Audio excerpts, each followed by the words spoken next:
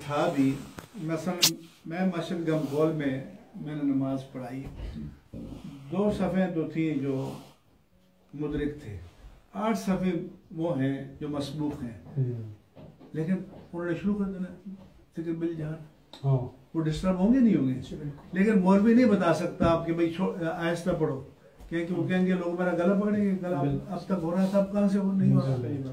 اس کے نتیجے میں ہم دنیا میں امت سے الگ تھلگ ہیں۔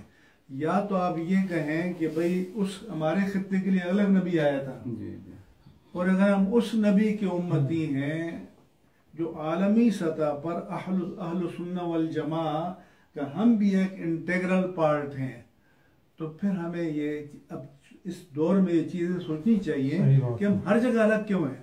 یعنی ہماری مسجد یو کے میں ہے تو الگ ہے، امریکہ میں تو الگ ہے، میں بالٹیمور میں گیا امریکہ میں تو دعوت اسلامی والوں نے کہا ہماری مسجد میں چلے، میں نے کہا چلو، اب میں نے باہر دیکھا والمدینہ المدینہ المدینہ المدینہ، اور میں نے کہا بابا لوگوں اندر بندے کو داخل تو ہونے دو، اس میں مدینہ داخل کر دینا، لیکن باہر سے تمہیں ٹریڈ مارک شروع کر دیا۔ اچھا اب یہ المدینہ دین تو حضور سے ہے نا، صحابہ اکرام تابعین تبع تابعین، اس وقت یہ چیز کیوں نہیں تھی؟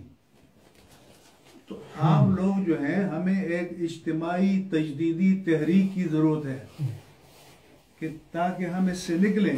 اس کے لیے جرأت کی ضرورت ہے نا بات کرنے کی کہ بھئی یہ نماز کے بعد جو آپ بلند آواز سے پڑھتے ہیں ذرا اس کو آہستہ بھی کر لیں تو کوئی حرج نہیں ہوگا۔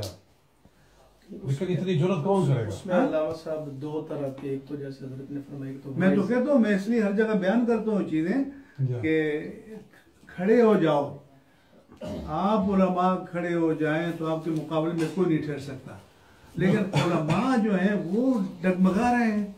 میں نے قبلہ بیان کیا تھا کہ یہ جو بہشتی دروازہ، جنتی دروازہ ایک تصور ہم نے بنا لیا ہے عوام نے، کہ وہ سمجھتے ہیں کہ من داخل الباب فقط داخل الجنہ، جی وہ اپنے آپ کو قطعی جنتی سمجھ لیتے ہیں، اور اس کے لیے وہ 2 دن لائن میں کھڑے رہتے ہیں، نہ نماز نہ وضو نہ کچھ، جی اور کیا ہو رہا ہے جی جنت میں جا رہے ہیں بغیر وضو کے۔ تو میں نے اس کا رد کیا، ٹھیک ٹھاک کیا، عوام میں کیا ہے، بتایا لوگوں کو کہ یہ غلط تصور ہے۔ جی اب میں ٹی وی میں بتاتا رہا ہوں اس سال، اور ابھی بتاتا ہوں کہ جتنی چادریں مزارات پر چڑھائی جاتی ہیں یہ اسراف ہے یا نہیں ہے؟ صحیح ہے، اکرام کے لیے ایک چادر کافی ہے۔ اب 25 چادریں 50 چادریں چڑھائی جا رہی ہیں۔ اچھا اوقاف والے کیا کہیں گے کہ وزیر صاحب کے اس کے گلے میں ڈال دیا، ارے بھئی آپ اس کے مالک ہی نہیں ہیں، آپ کیسے دے رہے ہیں؟ اور فقہاء نے لکھا ہے کہ وہاں جو چیزیں کپڑے دیں فقراء کے وہاں کا، اب اس چادر کے ساتھ فقراء کیا کریں گے؟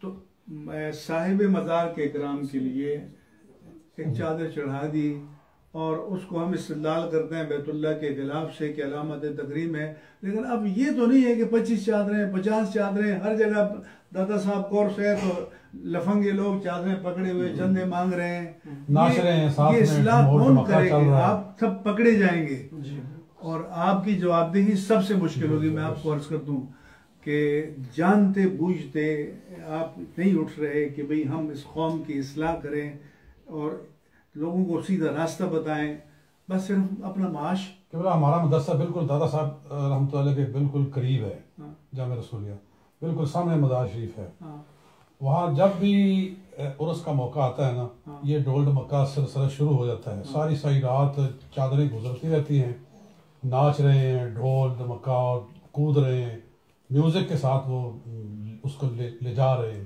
یہ سب پہلے لکھ کے دیا تھا کہ یہ فتویٰ جاری کرو، اور میں نے کہا کہ یہ شہباز تم پکڑے جاؤ گے، ہمارا کام مسئلہ بیان کرنا ہے۔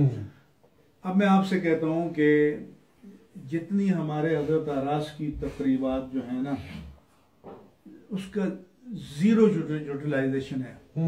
میں دادا صاحب جاتا ہوں، ایک سیشن کی صدارت دیتے ہیں مجھے، 25 پیر بیٹھے ہوں گے، 25 وائز بیٹھے ہوں گے، اچھا ہر ایک چاہے گا میرا نام پکارا جائے۔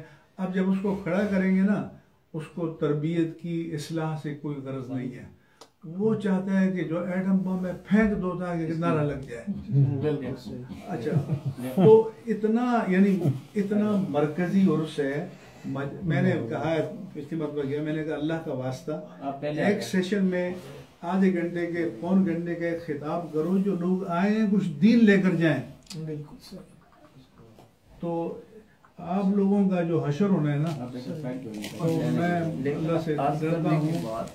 عرض کرنے کی بات یہ ہے کہ اکثر جو برصغیر میں